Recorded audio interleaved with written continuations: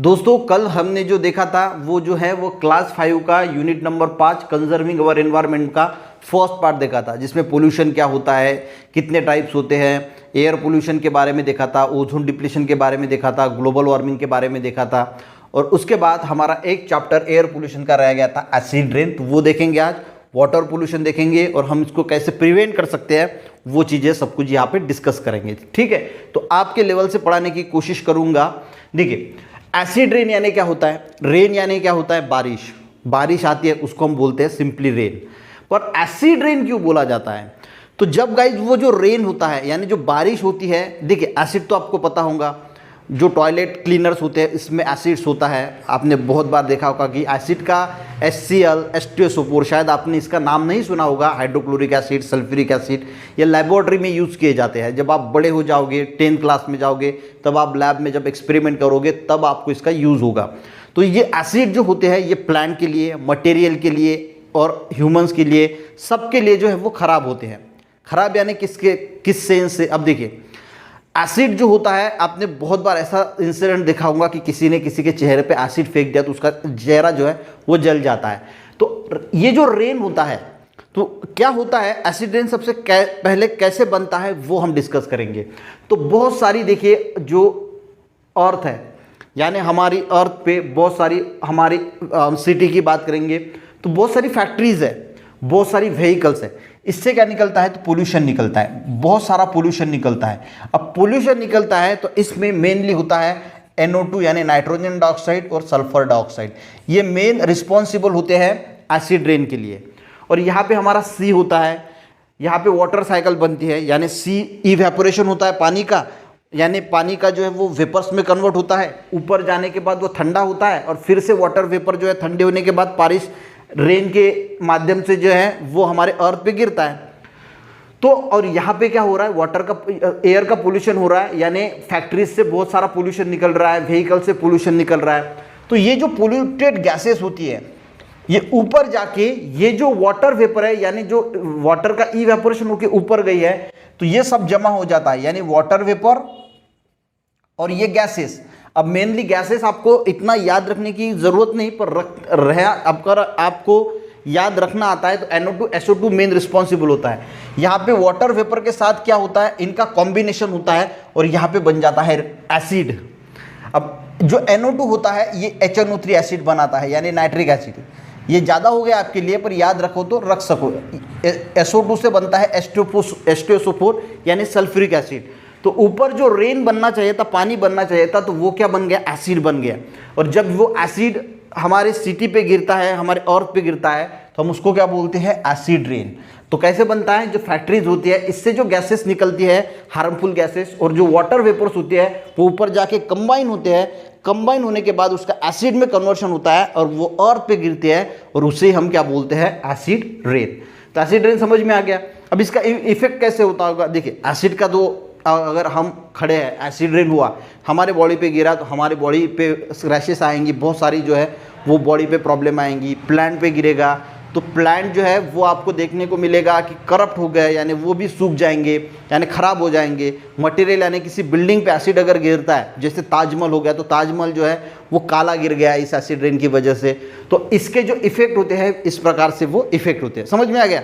अब नेक्स्ट हम चालू करेंगे वाटर पोल्यूशन। ठीक है, एयर पोल्यूशन का पार्ट जो है वो खत्म हो गया। अब वाटर पोल्यूशन क्या होता है, सिंपल है। वाटर एक प्योर वाटर होता है और एक पोल्यूटेड वाटर होता है। अब देखिए, वाटर पहले प्योर ही होता है, ठीक है, पर हमारी गलतियों से वजह से क्या होता है, वाटर जो है वो पोल्यूटेड हो जाता है, यानी उसका पोल्यूशन होता है। यानी क्या होता है, देखिए अगर कोई लेक है, रिवर है या फिर ओशन है, इसका वाटर जो है वो प्योर ही है, यानी कोई इसमें कोई दिक्कत नहीं। पर अब होता क्या है, जैसे वेस्ट मटेरियल इंडस्ट्री, बहुत सारी इंडस्ट्रीज है, यहाँ से पानी निकलता है, खराब पानी, वो डायरेक्ट किसी लेक में, किसी रिवर में या फिर समुंदर में चला जाता है। तो होता क्या है, ये खराब होते चले जाते हैं। यानी ये पानी जो पहले प्योर था, अच्छा था, वो क्या हो गया, इस इंडस्ट्री का वेस्ट आने की वजह से पूरा बर्बाद हो गया। अब देखिए यहाँ पे जाएगा तो होगा क्या, यहाँ पे लेक्स पे बहुत सारी फिशेस होंगी और भी एक्वेटिक एनिमल्स यानी जो पानी में रहते हैं उनको बोला जाता है एक्वेटिक एनिमल। तो उन पे इम्पैक्ट आएगा, कुछ मर जाएंगी, कुछ की हालत ख़राब हो जाएंगी, कुछ का बहुत सारे इम्पैक्ट होंगे।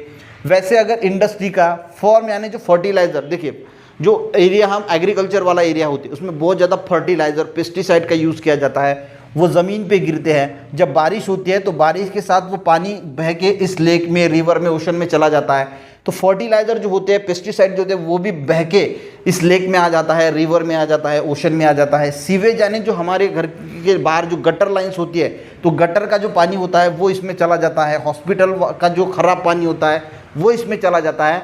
और ये जो प्योर वाटर था ये कैसे हो गया, अब खराब पानी बन गया। उसी को हम क्या बोलते हैं, उसी को बोला जाता है वाटर पोल्यूशन। समझ में आ गया वाटर पोल्यूशन। तो होम वेस्ट हो गया, हमारे घर का भी कूड़ा कचरा, कभी कभी हम जो पूजा वगैरह करते हैं तो वो सामग्री रिवर में डाल देते हैं, उससे भी पानी खराब होता है। गणपति विसर्जन करते हैं, मूर्तियाँ विसर्जित करते हैं, उससे भी जो कलर वलर होता है उससे भी पानी खराब होता है। तो ये सभी चीज़ें जो होती है इससे क्या होता है, लेक, रिवर और ओशन का क्या होता है, पोल्यूशन होता है। तो इसी को बोला जाता है वाटर पोल्यूशन, यानी पानी को क्या कर रहे हैं हम, गंदा कर रहे हैं, खराब कर रहे हैं। एक तो हो गया कि यहाँ पे जो जीव रह रहे हैं उनको सबसे पहले जो बीमारी होगी वो मरना स्टार्ट होगा। यानी देखिए इफेक्ट क्या होता है, इसका इफेक्ट क्या होगा, तो किल फिश एंड अदर एनिमल। तो यहाँ पे जो फिश है या अदर एनिमल जो है वो क्या होंगे, मर जाएंगे। ठीक है। दूसरे लोग जो है वो एक्वाटिक एनिमल को खाते हैं, यानी फिश को खाते हैं। अब मान के चलो कि यहाँ पे जो है एक रिवर है, गंदा पानी है, और यहाँ पे एक फिश जो है वो है, ठीक है, तैर रही है, ये फिश मैंने निकाली। अब इसमें गंदा पानी होने की वजह से बहुत सारी गंदी चीज़ें जो है वो इसके अंदर चली गई, फिश के अंदर चली गई। कुछ फिशेस मर गए, कुछ फिशेस मरी नहीं, पर उसके अंदर वो गंदगी जो है वो अभी भी प्रेजेंट्स है। वो फिश किसी ने लाई, उसको काटा और बढ़िया पैके खा लिया। अब ये तो गंदी फिश थी क्योंकि गंदा मटेरियल इसके बॉडी में था, तो ये तो मटेरियल बॉडी में वैसे ही रहेगा। और वो मटेरियल जब कोई इंसान खाएगा तो वो गंदगी पूरी इंसान के शरीर में जाएगी और शरीर में भी फिर बीमारी आएगी, बहुत सारी, कभी कभी पॉइजनिंग हो सकती है, बहुत सारी बीमारी आएगी।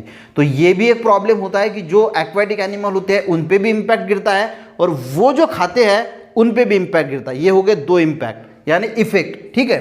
अब तीसरा डिसीज़ क्या होते हैं, पहले पानी प्योर था, अगर गंदा पानी अगर हम पीते हैं तो हमें पता है कि हमें बहुत सारी बीमारी होती है।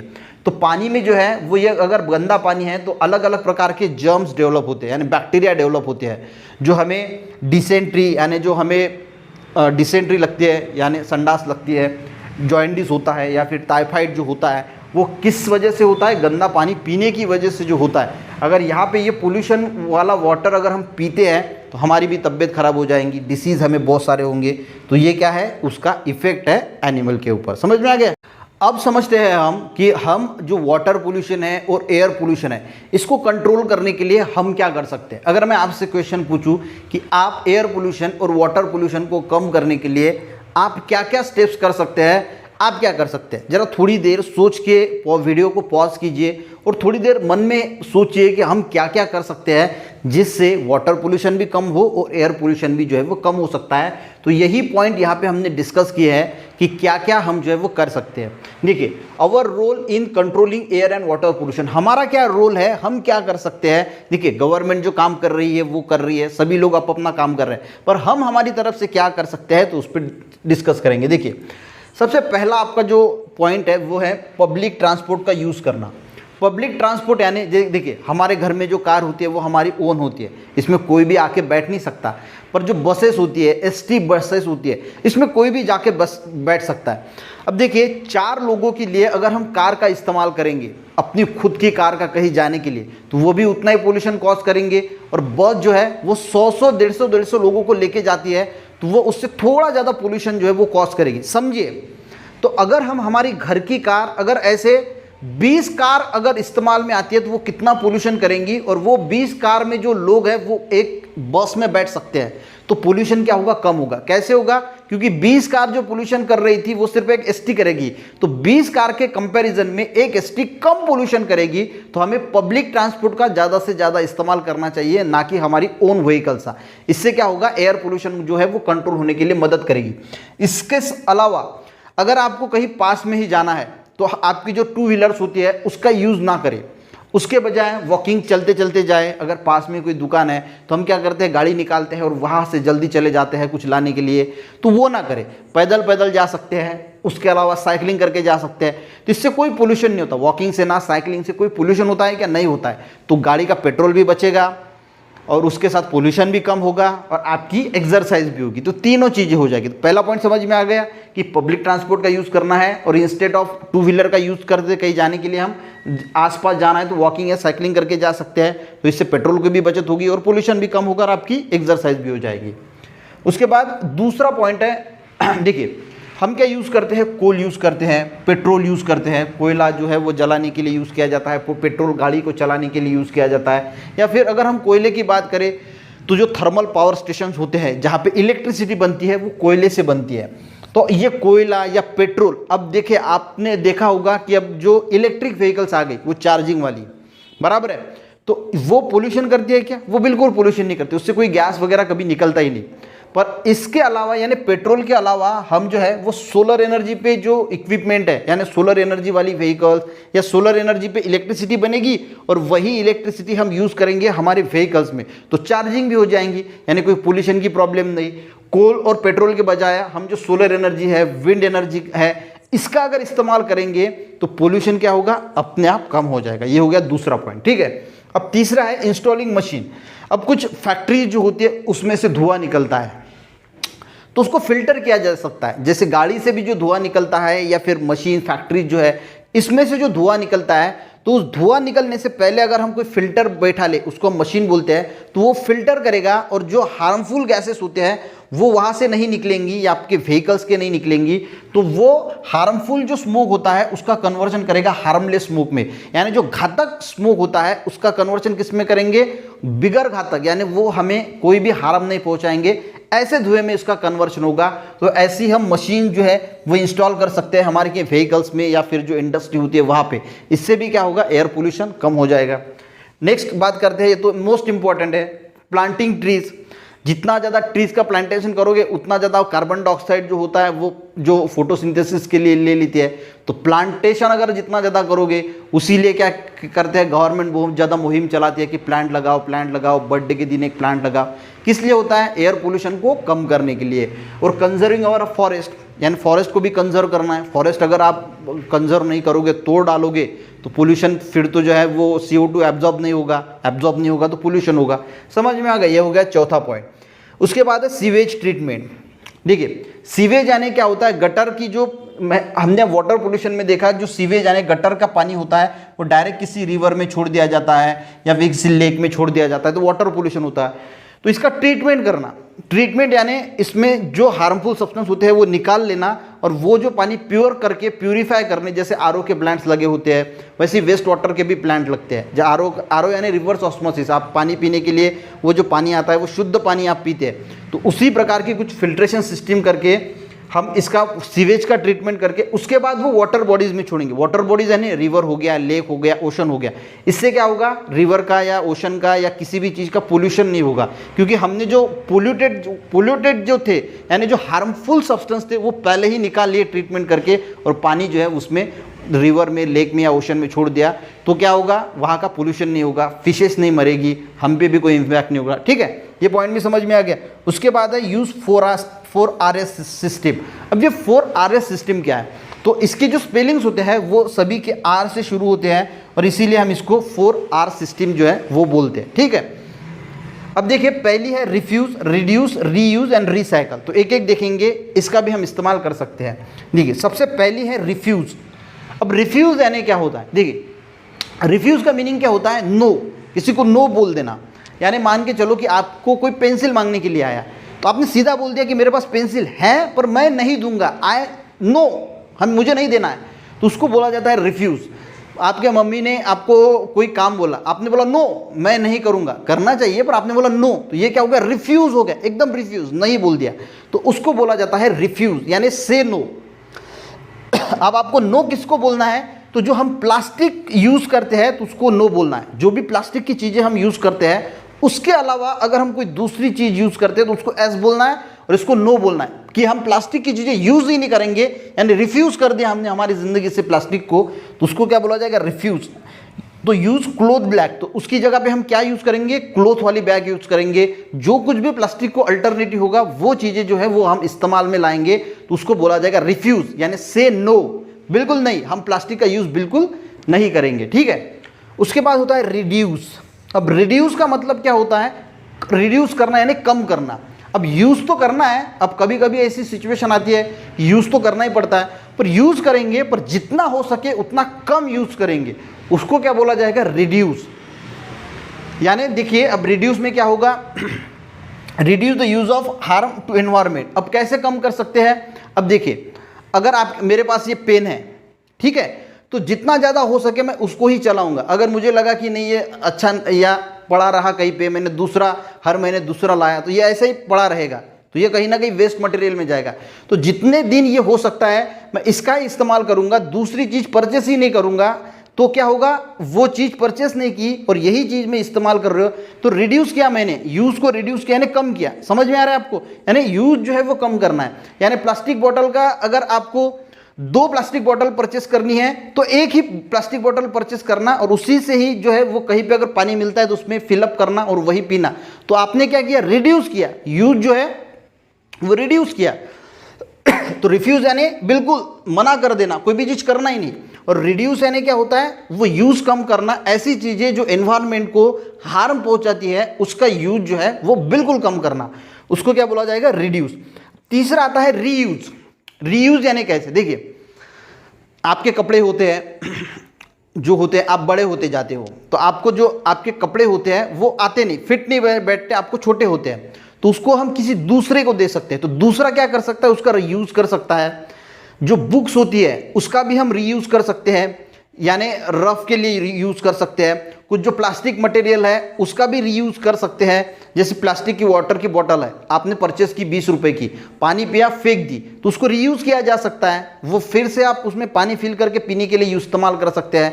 या कोई आपके पास प्लास्टिक का बहुत बड़ा बर्तन है, उसको फेंकने के अलावा उसको डेकोरेटिव करके उसमें का प्लांट लगाया जा सकता है। तो हम वो चीज़ें जो है वो रीयूज कर रहे हैं, बार बार उसी को यूज करके या फिर किसी दूसरे को देकर उसका जो है वो इस्तेमाल किया जाता है, तो उसको क्या बोला जाता है, रीयूज। देखिए जैसे जैम पिकल, हम कोई जो जैम पिकल लेते आते हैं तो वो एक बर्नी में आता है, जब वो ख़त्म हो जाता है जैम पिकल तो उसको, वो जो बर्तन होता है जैम पिकल वाला, तो इसको हम यूज़ कर सकते हैं दाल रखने के लिए।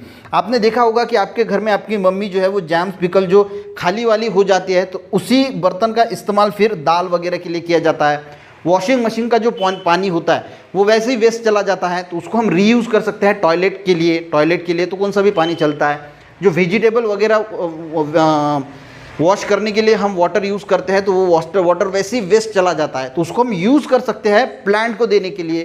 तो ये क्या हो गया, ये हो गया रीयूज़, यानी फिर से हम उस चीज़ को इस्तेमाल कर रहे हैं। और उसके बाद आता है रीसाइकल। अब रीसाइकल में क्या होता है, वो कंपनी में जाता है, कंपनी में वही, जब मैं छोटा था यानी 7वीं 8वीं कक्षा में था, तब हमारे स्कूल में जो पुरानी बुक्स, हमारी जो नोटबुक होती थी उसको जमा करना पड़ता था, वो कंपनी में जाती थी, उससे ही नई बन के फिर हमें दे दिया जाता था। तो उसको क्या बोला जाएगा, रीसाइकल। ये क्या होगा, हो रहा है, बुक का रीसाइकलिंग हो रहा है।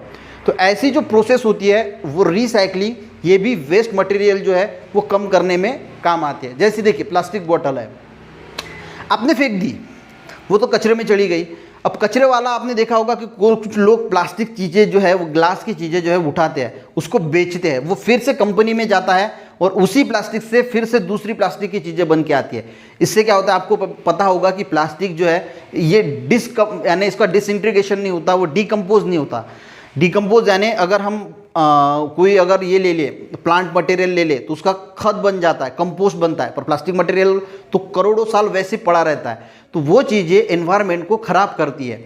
उसके बगैर अगर हम वो कंपनी में फिर से लेके जाएंगे और उसके ही रिसाइकल करके अगर हमें नई प्रोडक्ट जो है वो नई चीज़ें अगर मिलती है, तो वो जो कचरा होने वाला था उस प्लास्टिक का वो बच गया और वही रोटेशन में चल रहा है, तो हमारी अर्थ भी सुरक्षित रहेगी, हमारा एनवायरनमेंट भी सुरक्षित रहेगा। तो रिसाइकलिंग अगर हम चीज़ों को यानी कंपनी वाले करते हैं तो ये बहुत फ़ायदेमंद की चीज़ होती है। यानी देखिए वेस्ट पेपर हो गए, ओल्ड क्लोथ हो गए, ग्लास हो गए, तो ये कंपनी में भेजी जाती है, रिसाइकल किया जाता है, उसका इस्तेमाल करके फिर नई चीज़ें जो है वो बनाई जाती है, उसको बोला जाता है रिसाइकल। यानी जो वेस्ट पार्ट है हमको उसने यूज़ में ला लिया और नई चीज़ जो है वो बना ली, तो ये भी एनवायरनमेंट को जो है वो फ़ायदा पहुंचाएगा। समझ में आ गया। तो ये पॉइंट्स है, अच्छी तरह से आपके बुक पे एक बार पढ़ लेना। यहाँ पे आपका चैप्टर जो है वो ख़त्म हो गया है, 2 सेशन में यानी 2 लेक्चर में टॉपिक पूरा ख़त्म हो गया है। एक्सरसाइज की बात है तो हम कल के लेक्चर में इसकी टोटल पूरी एक्सरसाइज जो है वो सॉल्व कर देंगे। ठीक है, तो हमारा जो 3 लेक्चर्स में ये पूरा एक्सरसाइज के साथ खत्म हो जाता है। उसके बाद हम 6 नंबर का जो चैप्टर है वो शुरू करेंगे। तो देखते रहिए। अगर आप क्लास 5 के स्टूडेंट हैं तो कंटिन्यू वॉच करते जाइए। प्ले लिस्ट में मैंने एक सेपरेट इसकी क्लास 5 साइंस की एक प्ले लिस्ट बनाई है, उसको वॉच कीजिए। ट्यूशन भी करते हो, ये 10-15 मिनट अगर आप रोज़ देख लोगे तो आपको बहुत कुछ सीखने को मिलेगा। वीडियो अच्छा लगे तो एक लाइक ज़रूर कीजिएगा। मिलते हैं नेक्स्ट वीडियो में दोस्तों, तब तक के लिए जय हिंद।